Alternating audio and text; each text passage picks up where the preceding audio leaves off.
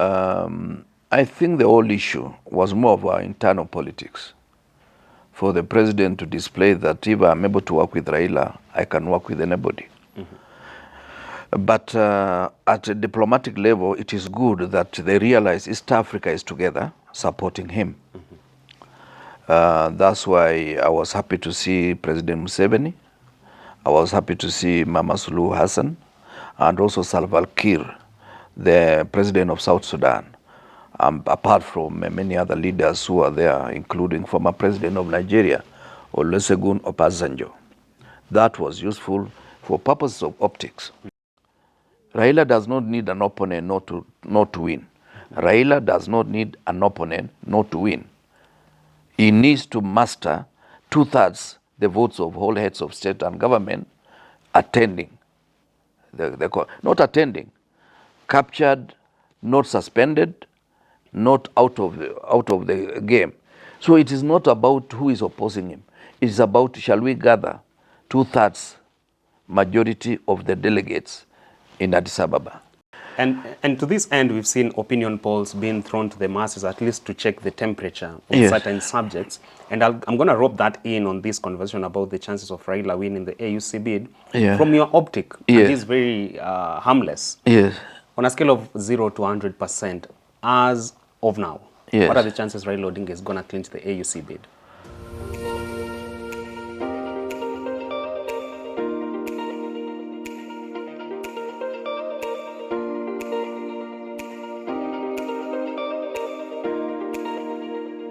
And it's just in time for Richard Mwenja exclusive. As I always say, this is the only point of call on matters political and governance analysis here in Kenya and across the region. I'm Richard Mwenja. Welcome to the conversation.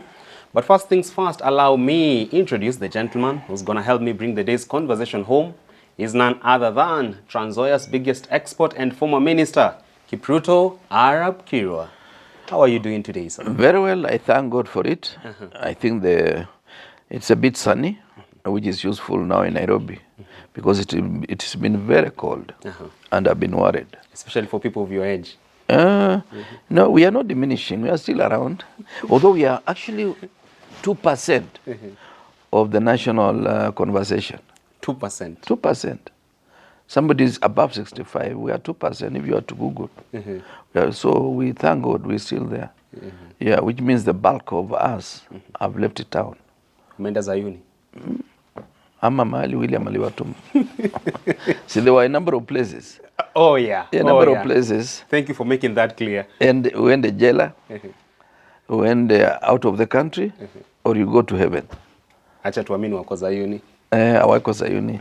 Wako sawa. Let's jump straight into the day's conversation, and it has to do with matters to do with the future of Azimio Chief, His Excellency Raila Amolo Odinga, and also what the new pact between him and the President Ruto means for the country and also for themselves in the arena of politics. But the other day, we saw his African Union Commission chairperson bid being officially launched here in Kenya. A number of heads of state came around, Yoweri Kaguta Museveni, Mama Samia Suluhu, and a few others. And there was so much pomp and color around the unveiling of his bid. And it begs the question, you are a seasoned diplomat. From ordinary eyes, we see that it is already a walkover for Raila Odinga, going by the success of his official launch. But from your optic, do you read the same? Is it going to be a smooth run for Raila Odinga on this AUC bid? Well, first of all, let me wish him well, because I don't look at it as if it is Raila's position. It's a position that we as a country would be very proud of, given the fact that this is the first time you are getting somebody at that particular level. Of course, we have Ambassador Erastus Mwenja, by no relations with you, but he comes also from Trans Nzoia, who was the vice chair of AU Commission. And I also want to distinguish that AU Commission is different from AU Summit, which is heads of state and government. The chairman of that position is one of the heads of state. This is now an executive position that if Prime Minister Raila does get, it will be a very useful position. He will be full-time in Addis Ababa most of the time. And he will be domiciled there unless he chose not to do that. Otherwise, there is an office in Addis Ababa. And of course, he'll be serving with a number of commissioners. Commissioner for Rural Development, Commissioner for Peace and Security, and other commissioners. I think about 5 or 6 of them. So that aside, I think the whole issue was more of our internal politics. For the president to display that if I'm able to work with Raila, I can work with anybody.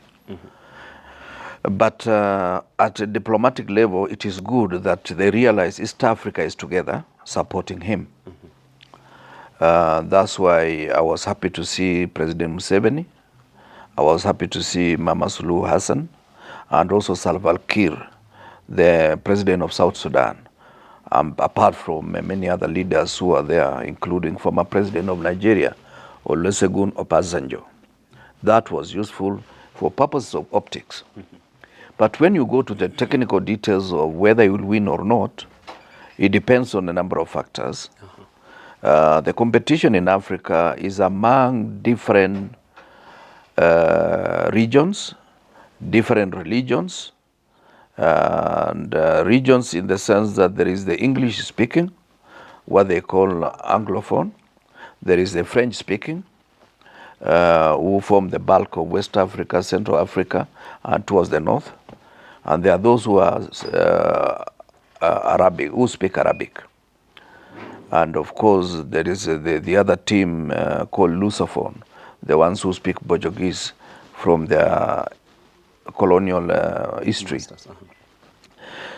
And these regions, they mean a lot.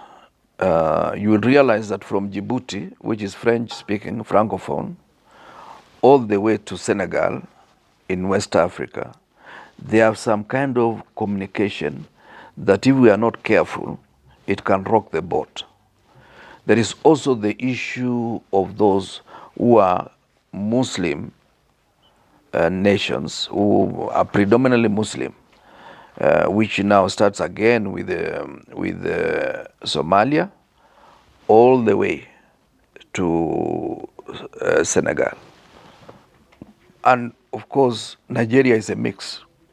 The north, they speak, they believe in Islam. The south is more Christian. So those are dynamics that will be playing. And it is important for the president to be careful as he moves ahead. Some of the statements, like the one he did an action, the one he was almost saying Sahrawi was an outlawed organization, only for them to reverse very quickly. Those are things which don't assist the campaign for Prime Minister Raila Odinga. The issue of declaring partisan making partisan statement about Israel does not also assist many things, because most of the Muslim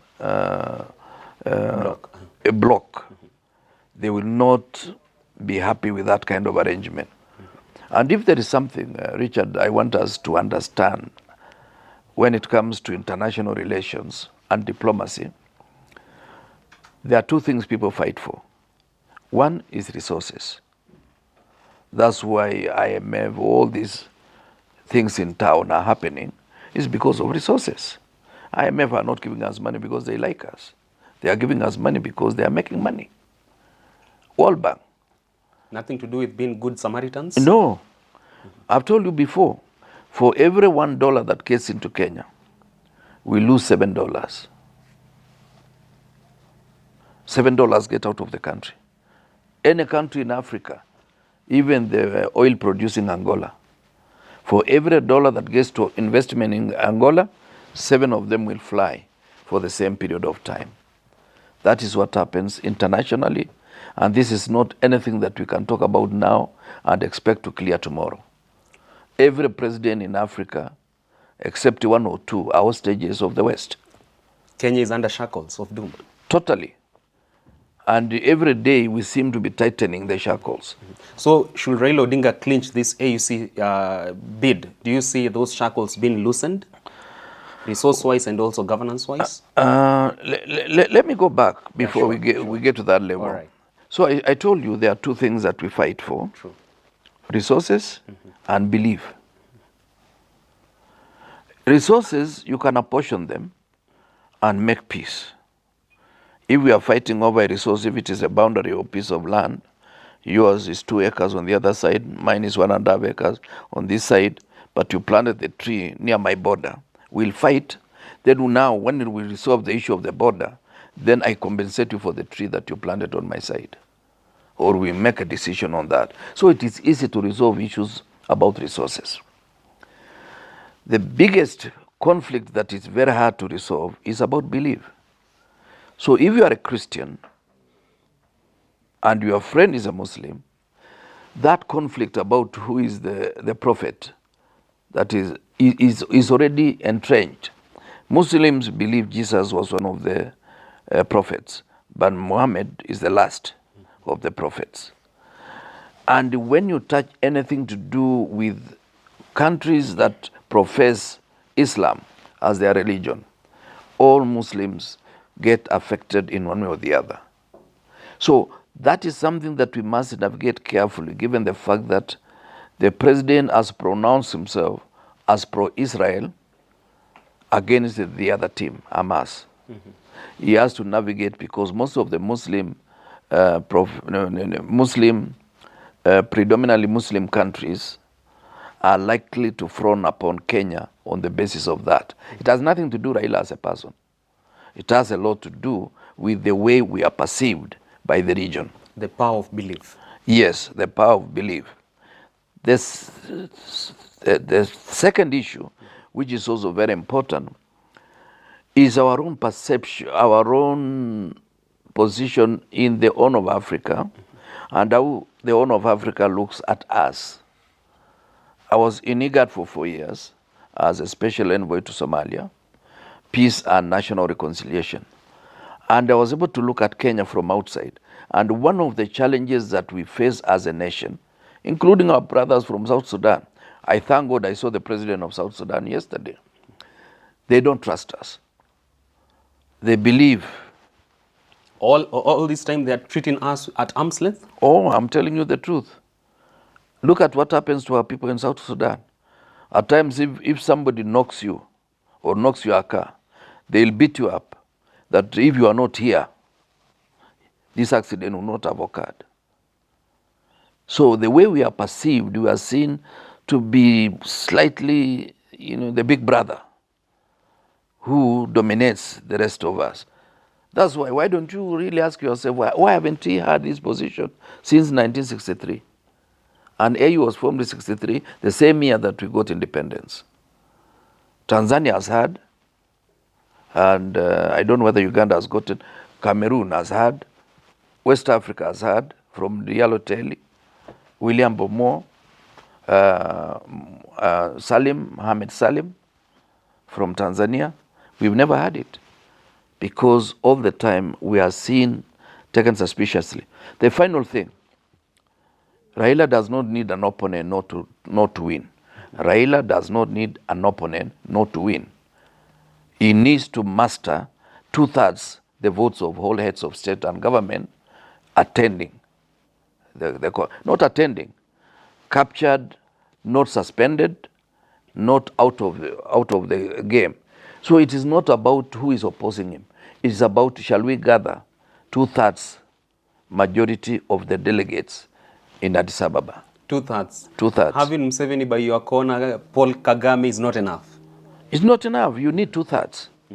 If he gets out of 50, are they 52? Because Morocco, I think, has a problem with it. And I don't know, I think 2 countries also. Sure. So if 52 are attending, we need about 33. I don't know the math. That could be the math, that we need about 30. To be sure, we need about 36 of them to be sure that you have crossed the line.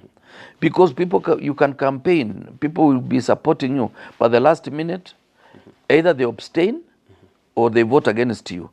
And even abstention means you are not getting the threshold number. Because it's supposed to be something by consensus, so that the majority of leaders in the continent have faith in you. And to this end, we've seen opinion polls being thrown to the masses, at least to check the temperature of Yes. certain subjects. And I'm going to rope that in on this conversation about the chances of Raila winning the AUC bid. Yeah. From your optic, Yes. and he's very harmless. Yes. On a scale of 0 to 100%, as of now, Yes. what are the chances Raila Odinga is going to clinch the AUC bid? Well, 50-50. 50-50? Yeah, why do I say 50? He may win or lose. I mean, he may win or lose. Because that's 50-50. If it flips the other way, he has lost. You don't have confidence in this campaign team that Ruto has assembled, our president, for Raila Odinga? Ruto knows how to campaign in Kenya. He does not know how to campaign out of Kenya. He understands zero diplomacy. That's why he has been making so many goofs, including taking ambassador to Hargeisa against Somalia. So you think the Somalis are happy? Even Fauzia Mohammed came the other day, accepted Raila's candidature, and said she's going to support him. But we cannot be sure what Mogadishu is thinking about Kenya. But on a positive note, Raila himself has good network. That you cannot take away from him.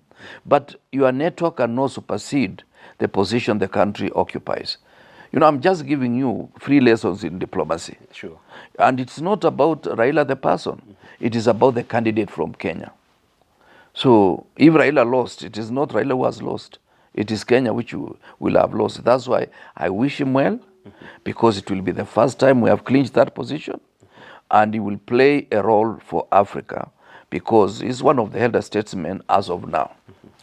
But if we were to vote among Kenyans, they are not fighting him because of AU. They are disappointed in him because of moving out of the role he has been playing.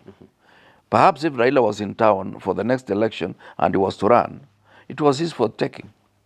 You know, he lost the last time because the burden of incumbency was placed on his shoulders by the president, talking of the handshake. Now, the burden of incumbency is squarely on the shoulders of the current president. He cannot say he was not an incumbent. Even the 5 ministers donated by ODM cannot be seen to be the real cause of any misfortunes, should there be misfortunes in the intervening period between now and 2027. Makes sense. And talking of which, right now, Gen Zs feel that Raila Odinga is trying so hard to rise to power or to whatever bids he's eyeing on the back of their blood that they did shed on the streets during the anti-government demonstrations barely a month and a half ago. Would you then say that these ghosts are likely to come and haunt Raila Odinga at some point, whether he clinches the AUC bid or not? Still, this was his biggest undoing. Well, you know, he started a very nice chapter, but of course, by struggling for the second liberation, including the issues that he was detained. But when you look back, Raila has not been a Democrat of any shade. Totally. He's been undemocratic. Remember, when they were in Fort Kenya with the late Wamalwa, they went to Thika, did an election that was presided over by Manasseh Kuria. And upon that election, they fell apart with the late Wamalwa, and he moved out of the party. He went to NDP, won the by-election in Langata, and he prepared himself to get into government. It was one of the first coalitions of a kind. And it was something I say, it was an assault on democracy. Subsequent elections, he has been very opportunistic by taking some kind of moment to make sure that he steals the thunder from his colleagues, including the handshake, including Kibaki Tosha. We had not quite agreed that Kibaki was going to, we had agreed he was going to be the presidential candidate, but Mzee Nyachai was still part of the team that were negotiating to have a chance. From Serena, he crosses over, he says, we tell them we have agreed on one candidate, but we will announce. He himself, he announces Kibaki Tosha. It was my pleasure that Kibaki was announced as the presidential candidate, but he jammed the process. Remember even the handshake. He left Wetangula in Karen, Kalonzo in Karen, And I don't know where Musalia was. Was Musalia part of the handshake? No. And yet these are the partners in NASA. So it's not been very democratic and it's not been very transparent when it comes to political deals. Can you confidently say that to this end, he has been an opportunist par excellence? Those are your words, but I don't mind repeating them. Honorable Kipruto Arap Kiro not been any kind of polite to his, coalition leader. Come on. When he gets the AUC bid, it might drop you into the African Union Commission. I will not go. At a junior level position there. No, I'm not junior. You're not junior to my level, your level, as an advisor maybe to him. No, I have no capacity to advise him. Yeah, I have no capacity to advise him. My master's in international studies is not enough for him. You don't want to advise Raila Odinga, His Excellency. You don't want to advise President Ruto. I'll be part of the next government. Be sure. I'll be part of the next government. That you can take it to the bank. I may not play a big role, but I'll be part of that government. You'll be part of that government? Yes. Well, there you have it. That's where we take this conversation to a wrap at. Really privileged to have your company with us, but I cannot leave you without dropping in this insightful segment, one that gives a debt of gratitude to those who've made tremendous impact on this country and even continent. It is Heroes Corner with Kipruto Arap Kiro.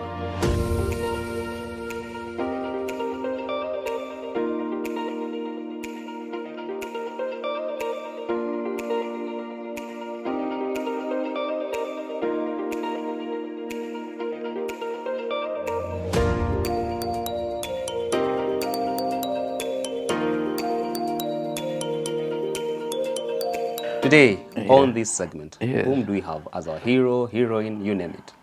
Well, it's still a hero, just like the late Intimama. This is a man born in Nandi, 1927. And he died here in Nairobi Mpisha Hospital in 1982. 1927, 1982. He was the first MP for Nandi, Jean Marie Serone. Who was trained local Kapsabet. He came to Alliance High School as one of the few people from Nandi County or Nandi district at that particular time. Then he went ahead to take law degree in India and went to be a barrister in London. Came back at the time of independence, enormously contributed a lot to the constitution of this country, the first constitution of Lancaster, that we removed the other day during the promulgation of the current constitution. He was part of the team that did a lot of negotiation. But more important, he was a quiet person, but a very serious debater. In parliament, he used to articulate issues in a way that many people would not understand him. He served up to 1975 during the debate on JM, the killing of JM. He was then the deputy speaker. JM Kariuki? JM Kariuki. When we talk of JM, I think we always know that his name was JM. There could be many other JMs. Remember, even himself was Jean Marie Serone. Then there was Joseph Martin Shikuku. Oh, okay. Yeah. Could be Martin Joseph Shikuku, but Joseph Martin Shikuku. So in that debate, he was a deputy speaker and he was on the chair. He said, then Shikuku said, the people want to kill parliament the way they killed Kanu. That remark made the former vice president then, who became president later on, President Daniel Arap Moi, to walk out of the chamber. That if Kanu is dead, then I'm also dead. And of course, many other people debated. When Serone was told, why don't you ask the MP to substantiate? That is Martin Shikuku. He said, you cannot substantiate the obvious. That was enough to earn detention until President Moi took over. Both of them were detained, Shikuku and Serone. Serone, a man from the Rift, was also detained? Yeah, both of President them. Moi? No, President Kenyatta. Oh, by President Kenyatta. Yes. In fact, he went to his office, then they realized there were so many policemen around. and he was detained.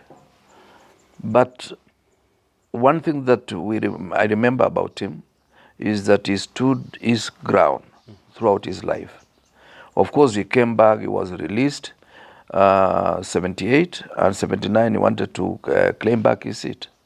Of course, the government hustled him out of leadership and gave him a token position as chairman of Development Bank, a position he held up to his death in 1982 at Mpisha Hospital. That is a man I respect, and many of the people who come from that region respect him as a very articulate debater, although he used to talk slowly, a bit stammering, but he was well intentioned in what he wanted to say. Of course, there was a declaration of 69 that he made, what we are calling Nandi's declaration, that the parcels of land within Nandi belong to the people of Nandi. Yeah. That's highly emotive subject, that one. It is. It is. But it carried the day. It carried the day. It carried the day. But you are saying to this day, the Kalenjin community holds him in high regard. I mean, very high regard. Just like they do with President William Ruto. Well, he's still current. You see, history is written when you leave the stage. I don't know whether Ruto will be held in that position for long. It is convenient. And let me tell you, Richard, when you are in office and you see people coming to see you, they have not come to see you, they have come to that office. It is not about the person anymore? It's not about the person, it's the office. It's the office. It is when you retire that you will know the truth about yourself. That's why Uhuru today is more popular than when he was president. Are you a bitter man because many people no longer call you after you left the cabinet position? No, they call me. I have enough people. You know, every time I host delegations here at home. But you've shared this with me off camera. 100 people used to call you a day, an average of 100. Now it's paltry 3 or 4. No, there are many. In fact, we can do this test. Well, but I'm never bitter about... it is not Ruto who made me, who left me out of cabinet. He had to make a choice with a team that he likes, and he knows how he can work with them. Yeah, I'm the one who walked out of his arrangement. At the 11th hour. At the 11th hour. And now you are here, you could have been the advisor like Moses Kuria. No, I don't need that. You are contented to the extreme? Advice is as good as the person you are advising. You are advising, or I usually say advice is as good as the recipient. You can advise me, but I'm not capable of changing anything. Come on. You need to be polite. No. I'm polite. He's my friend. Once he gets out of office... Do you think he can pick your call today if you call him? Why not? He may not agree with me, but why not? All right. Yeah. All right. And I have no intention of calling him, unless I will be very sick, and he's the only medicine man available. There you have it. That point by former Minister Kipchumba Rapkira takes us to the wrap of the entire conversation we've had today, touching on a raft of issues. But how about we advance this conversation further beyond here? I'm at Mwenje Richard on X and on TikTok as well. Slide into my DM. Let me know what you want me to cover next, or even your feedback about the day's conversation. Get Mheshimiwa literally on every other TV station in this country. If you can't find him on his personal social media handles, just stay glued to other mainstream media outlets.